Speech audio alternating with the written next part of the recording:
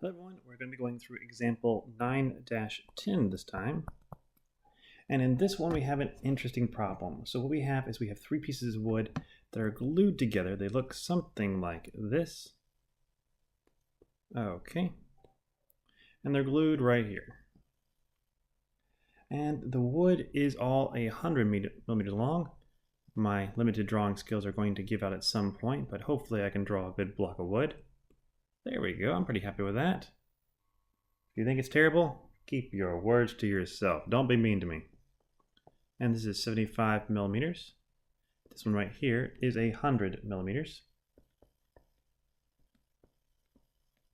Okay. And it says we have a load of 50 kilonewtons applied. 50 kilonewton. What it asks us is to impute the average shear stress in each joint. The joints being right there and right there. Joint and joint. So it says given,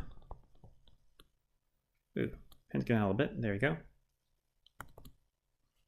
P equals 50 kilonewtons. Find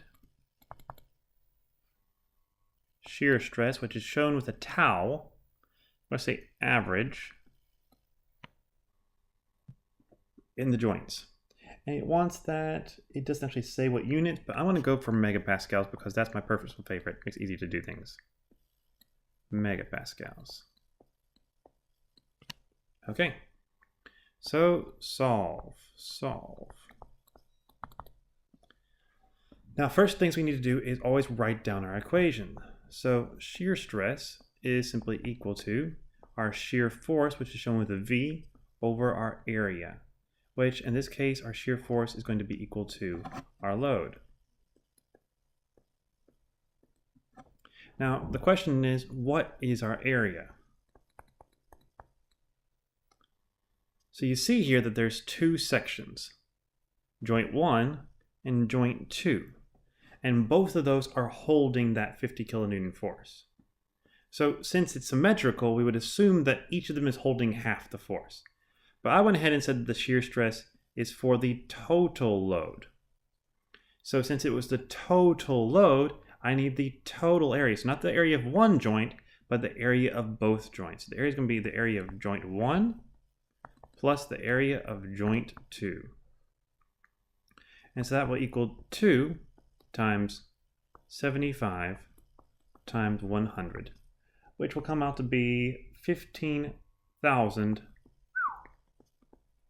millimeters squared. Once again, I'm not going to bother to convert to meters squared because of that nice little helpful thing that 1 megapascal is equal to 1 Newton over 1 millimeter squared. So with this, I know everything. I know what my load is, I know what my area is, I can solve for my shear stress. So let's do that. Shear stress is going to be equal to 50,000 newtons over 15,000 millimeters squared. I love when math works out like this because I can just cancel all these zeros. That comes out to be 3.33 megapascals. Okay. So with that, I've solved it. Let's look at this a slightly different way. If I wanted to, I could have found just the shear stress in one joint. If that's the case, I need to realize that I've got 50 kilonewtons pointing down, and I have 2 V pointing up. 2 shear forces pointing up, one from joint 1, right here, and one from joint 2. And so from that, I get that V is equal to 25 kilonewtons. And I can plug that right into my equation again.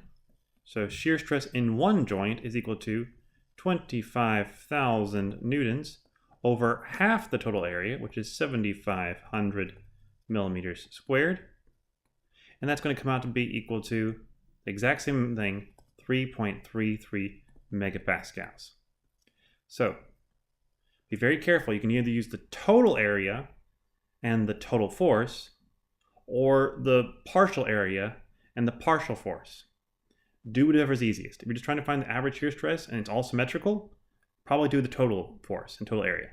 If it doesn't look symmetrical, like one area is much smaller than the other, you're going to have to figure out what portion of the force that area is holding. So with this, I hope it helped, and I will see you in the next example. Have a great day.